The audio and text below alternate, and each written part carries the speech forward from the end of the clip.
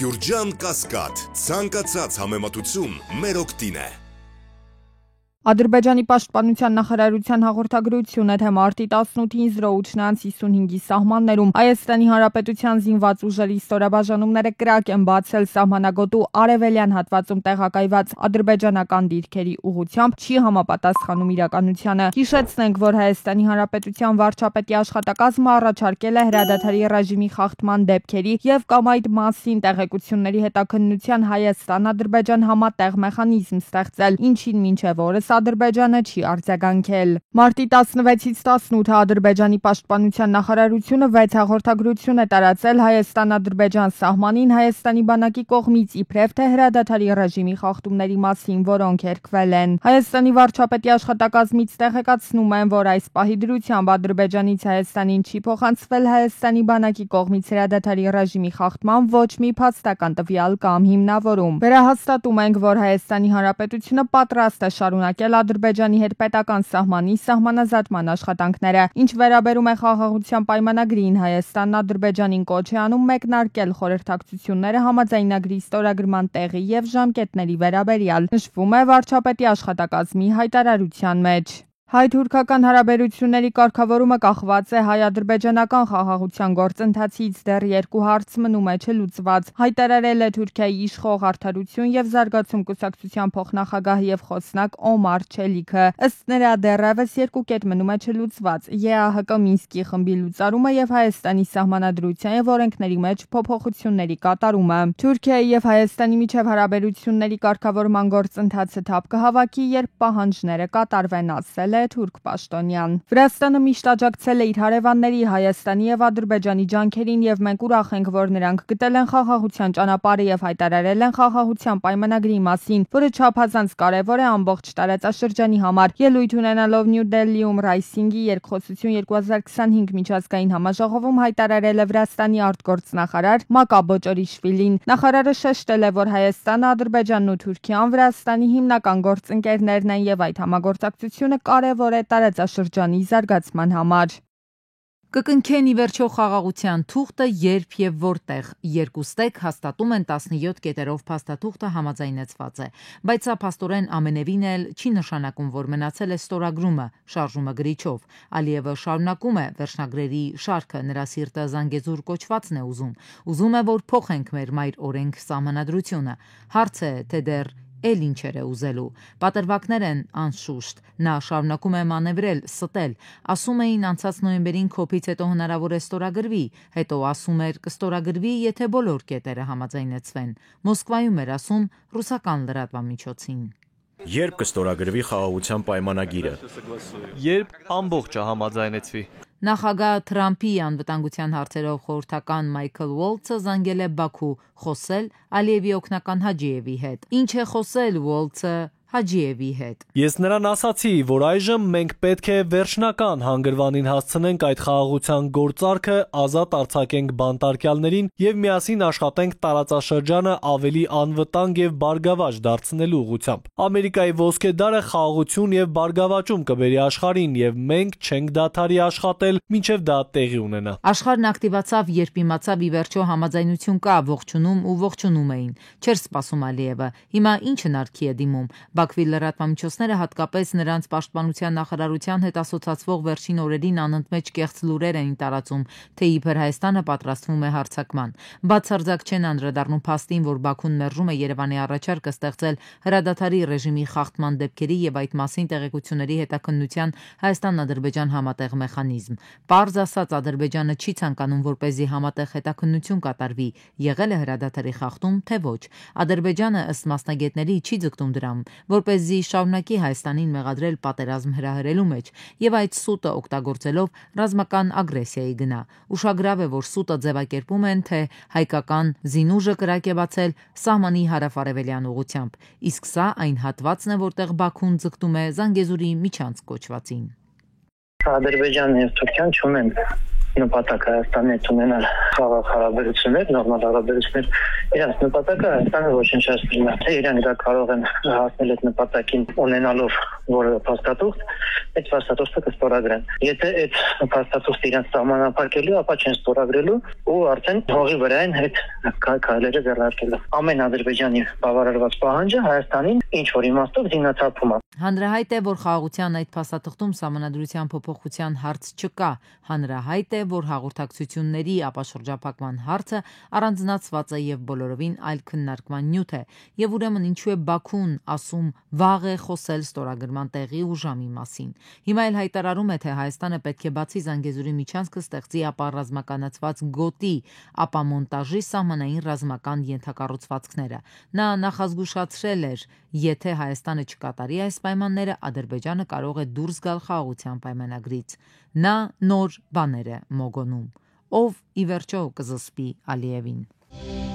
Միացյալ Նահանգների նախագահ Դոնալդ Թրամփը հայտարարել է, որ Ուկրաինայի վերաբերյալ վերջնական համաձայնագրի շատ տարեր համաձայնեցված են, բայց դեռ շատ բան կա անելու։ Թրամփը հրապարակումն արել է Վլադիմիր Պուտինի հետ հեռախոսազրույցի համատեքստում, որը նախատեսված է մարտի 18-ին։ Հազարավոր երիտասարդ զինվորներ սպանվում են ամեն շաբաթ, երկու կողմից էլ 2500 զինվոր է զոհվում, եւ սա պետք է ավարտվի հիմա։ Ես անհամբեր սպասում եմ նախագահ Պուտինի հետ հեռախոսազրույցին, շեշտել է Միացյալ Նահանգների առաջնորդը։ Համասը հայտարարել է, որ Նեթանյահուին եւ նացի-սիոնիստական օկուպացիոն ռեժիմին պատասխանատու է համարում Գազայի անպաշտպան խաղաղ բնակիչների վրա նենք հարձակումների համար, որոնց հետևանքով զոհվել է առնվազն 232 մարդ, հայտնել է Ալ Ջազիրան։ Նեթանյահուն ու նրա ծայրահեղական կառավարությունը չեղարկում են հրադադարի համաձայնագիրը Գազայում գտնվող բանտարկյալներին ենթարկելով անհայտ ճակատագրի, ասվում է Համասի հայտարարության մեջ, որը հրապարակվել է սոցիալական ցանցերում։ Լիբանանի եւ Սիրիայի պաշտպանության նախարարներ Միշել Մենասան եւ Մուրհավ Աբու Կասրան համաձայնության են եկել սահմանին կրակի դադարեցման շուրջ։ Համաձայնագիրը նախատեսում է երկու կողմերի միջև գործակցության ուժեղացում սահմանամերձ շրջաններում իրավիճակի կայունացման նպատակով։ Մենք պատրաստ ենք շարունակել գործակցությունը, նշվում է տեքստում։ Միացյալ Նահանգների շնորհիվ է, որ ֆրանսիացիներն այսօր գերմաներեն չեն խոսում։ Դուք պետք է շատ շնորհակալ լինեք մեր մեծ երկրին։ Դրա մասին հայտարարել է Սպիտակ տան մամուլի քարտուղար Քերոլան Լևիթը ի պատասխան ֆրանսիացի падգամավոր Ռաֆայել Գլյուքսմանի ազատության արձանը վերադարձնելու խնդրանքին։ Իրեն Գլյուքսմանին Լևիթն անվանել է անանուն ցածրաստիճան ֆրանսիացի քաղաքական գործիչ, գրում է France Press գործակալությունը։ ԱՄՆ նախագահ Թրամփը հայտարարել է, որ Եմենի ապստամբ հութիների Անսար Ալլահ շարժման հարձակումների հետևում իբր կանգնած է Իրանը։ Թրամփը հնարավոր է համարել, որ նրանց նոր հարձակումների դեպքում Ամերիկայի Միացյալ Նահանգների զինված ուժերը չի սահմանափակվի միայն ապստամբներին հարվածներով։ Թույլ մի տվեք, որ ձեզ խաբեն։ Եմենում հաստատված հութիների չար ավազակների եւ հրոսակների կողմից իրականացված հարյուրավոր հարձակումները գալիս են Իրանից։ Հութիների ցանկացած հետագա հարձակում կամ պատասխանատու գործողություն մեծ ուժով կընդունվի, գրել է Թրամփը։ Փարիզի ոստիկանությունը քաղաքի կենտրոնում գտնվող Գիտ Լիղիկ թատրոնի շենքից վտարել է մի քանի 100 ներգաղթյալների, որոնք դեկտեմբերից զավթել են շենքը, հայտնում է ՌԻԱ Նովոստին։ Ձախ կուսակցությունների ակտիվիստներն ու կողմնակիցները միջամտել են իրավապահների գործողություններին։ Եղել են բախումներ, ոստիկանությունն արդյունքաբեր գազ է կիրառել, ներգաղթյալներից մի քանիսի ինքնազգացողությունը վատացել է։ Ազգային ժողովի մարդու իրավունքների պաշտպանության եւ հանրային հարցերի մշտական հանձնաժողովի նիստում ընդգրկված է կառավարության ծրագրի 2024 թվականի կատարման ընթացքի եւ արդյունքների մասին զեկույցը։ Այսօր զեկույցներով են հանդես եկել Հայաստանի Հանրապետության կրթության, գիտության, մշակույթի եւ սպորտի նախարար Ժաննա Անդրեասյանը, աշխատանքի եւ սոցիալական հարցերի նախարարի տեղակալ Աննա Ժամակոչյանը եւ արդարադատության նախարար Սրփուհի Գալյանը։ Մասնավորապես կուզեի իրազեկել նաև, որ մենք նաև իրականացնում ենք այնպիսի կարևոր ծրագիր, ինչպիսին միգրանտ ընտանիքների, որոնք վերադառնում են Հայաստան, դպրոցականների հայերենի իմացության բարելավման ծրագիրն է, որով մենք նպատակ ունենք բնականաբար աջակցել, որպեսզի երեխաները կարողանան շատ ավելի հեշտ ինտեգրվել մեր կրթական համակարգին եւ առանձին դասընթացներ ենք իրականացնում նրանց ուրեմն լեզվի իմացության բարելավման ուղղությամբ։ Երևանի քաղաքապետարանը միայն նախորդ տարի ստեղծել է 12.8 հեկտար կանաչ տարածք, տնկել է ծառեր, համապատասխան ոռոգման համակարգերով եւ անցկացրել է 31,000 գծամետր ոռոգման համակարգ։ Այս մասին հայտարարել է Երևանի քաղաքապետ Տիգրան Ավինյանը, նշելով, որ ծառերի կպչողականությունը 95% է։ Ինչ որ ուզում եմ ուտեմ, բայց շատ քիչ։ Ռիբսիմես Ստեփանյանը պատմում է հետվիրահատական ընթացքի մասին, մինչև այդ մոտ 150 կիլոգրամ էր կշռում, հիմա վիրահատությունից մոտ 3 ամիս անց հերթական ստուգման ժամանակ արձանագրել են, նիհարել է ավելի քան 32 կիլոգրամ։ Ամենօրյա ակտիվ շարժի մեջ գտնվող բուժառուն սակայն եւս մինչև 40 կիլոգրամ նիհարելու սպասում ունի։ Իմ կյանքում իրոք շատ բան ա փոխվել, նախ ավելի լավ եմ զգում ինձ, թեթև եմ զգում ինձ։ Երկրորդն էլ ամենայն դեպս հասկանում եմ, որ իրոք ավելի եմ սիրունացել, ասենց ասեմ։ Մարտի 4-ը ճարպակալման դեմ պայքարի միջազգային օրն է։ Առողջապահության համաշխարհային կազմակերպության տվյալներով ներկապահին աշխարհում 1 միլիարդից ավելի մարդ ճարպակալության խնդիր ունի։ Վերջին 30 տարիների ընթացքում ճարպակալածների թիվը մեծահասակների դեպքում կրկնակի, դեռահասների շրջանում եռակի աճել է։ Կտրուկ աճ մեր երկրում էլ է նկատվում 18-ից 69 տարեկան բնակչության գրեթե կեսի մոտ ավելցուկային քաշ եւ ճարպակալում կա, այն ավելի շատ է կանանց շրջանում։ Ամենահաճախ հանդիպող պատճառը դա ալիմենտարն է, այսինքն մեր ընդունված կալորիաների քանակը եւ ծախսված կալորիաների քանակը չեն համապատասխանում իրար։ Մենք ավելի շատ կալորիա ենք ընդունում, քան ծախսում ենք։ Սննդային սխալ բալանսավորում, նստակյաց կյանք, սթրես, անքնություն, ճարպակալման պատճառների շարքն է թվարկում բժիշկը։ Ժամանակակից բժշկությունը առաջարկում է մուլտիդիսցիպլինար մոտեցում ճարպակալման բուժման գործում, ընդհանրապես ճարպակալման բուժման մեջ պետք է ընդգրկված լինեն բազմաթիվ մասնագետներ, եւ վերջին տարիներին ճարպակալման բուժման մեջ ընդգրկվել են նաեւ վիրաբույժները, կատարելով բարիատրիկ, ժողովրդի մեջ ավելի տարածված նիհարեցնող վիրահատություններ, այսինքն էնդոկրինոլոգ, թերապևտ, սրտաբան, դիետոլոգ, վերջում արդեն վիրաբույժ։ Ճարպակալումը էսթետիկ խնդիր չէ, ուրեմն բարիատրիկ, այսինքն վիրահատական միջամտությունն էսթետիկ վիրահատություն չէ, ընդգծում է բժիշկը, հիշեցնելով գործը հասնում է վիրահատությանը միայն այն ժամանակ, երբ բուժական միջամտություններն են դառնում անարդյունավետ, իսկ ընդհանուր առմամբ ճարպակալում չունենալու համար մասնագետի հորդորը նախ առողջ սննդային վարքագծի ձևավորման մասին է, ընդ որում վաղ մանկության շրջանից սկսած։ Ճարպակալումով տառապող անհատի մոտ բարձրացնում է շատ ծանր քրոնիկ հիվանդությունների առաջացման ռիսկը, շաքարային դիաբետ երկրորդ տիպի, սրտանոթային հիվանդություններ, ուռուցքային հիվանդություններ եւ այլն, որոնք բարձրացնում են մահացությունը։ Միջին աստիճանի ճարպակալություն ունեցող մարդու կյանքի տևողությունը կրճատվում է միջինը մինչև 10 տարի, ծանր ճարպակալում ունեցողինը 15-ից 20 տարի, հավելում է մասնագետը։ Ավելցուկային քաշը եւ ճարպակալումը ի դեպ առաջանում են տարիքին զուգահեռ։ Օրինակ 45-ից 69 տարեկանների շրջանում տարիքային մյուս խմբերի համեմատ ցուցանիշը 3 անգամ բարձր է։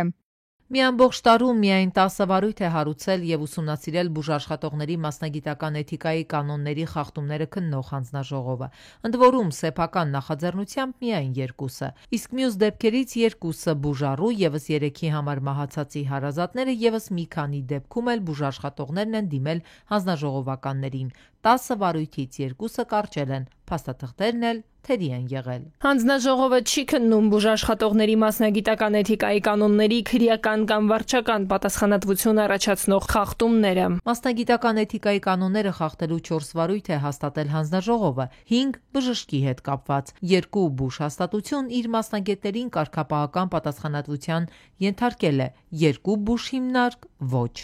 Այս թվերը խոսում են այս հանձնաժողովի չգործունեության մասին։ Օրենսդրորեն այդ հանձնաժողովը եթե աշխատեր, անպայման գոնե լրատվության հայտարարությունների հիմքի վրա առնվազն պետք է 100-ներով ինքը վարչական վարույթներ ունենար։ Հանձնաժողովի կարևորությունն ու նշանակությունը առանցքային է, հավելում է մասնագետն ու շեշտում, եթե կառույցը աշխատեր, ապա շատ գործեր դատարան չէին հասնի, դատական համակարգն էլ չէր ծանրաբեռնվի։ Բուժաշխատողի հետ կապված խնդիր էր եղել, նա դիմել էր, էթիկայի հանձնաժողովը պատասխանել էր, սա մեր գործառույթը չի, այնուհետև այդ մարդը ստիպված դիմել դատարան, տարիներով գնաց եկավ եւ հաղթեց դատարանում, ով դիմել էր էթիկայի հանձնաժողով, եւ դատական ակտի մեջ կան հետաքրքիր կետեր, որոնք որ հետ բուն վերաբերվում էին էթիկայի խախտումներին։ Հանձնաժողովի անդամությունը հասարակական հիմունքներով է, այսինքն դրա անդամներն աշխատանքի համար գումար չեն ստանում։ Փորձագետն այս հանգամանքի հետ է առավելապես կապում իր բնորոշմամբ կառույցի անարդյունավետ աշխատանքը։ Նշում է նաև, որ հանձնաժողովականներ կան մեծ շահերի բախումներ ունեն։ Ինքը չի կարող քննել ըստ էթիկայի այդ նորմերի ամբողջ արտահիվանդանոցային վեճերին ինքը պետքա չլինի այնտեղ։ Այսինքն այսպիսի ավելի խորը խնդիրներ կան։ Գործող հանձնաժողովի կազմի հարցն ի դեպ հիմա վիճարկվում է դատարանում։ Հայցվորը պահանջել է լուծարել ու նոր նշանակում կազմակերպել, դրա ոչ իրավաչափ լինելու հիմնավորմամբ։ Ոլորտի մասնագետները նկատում է այս թվերը տեսնելով նախարարն էլ քայլ կարող է կատարել իր քայլը։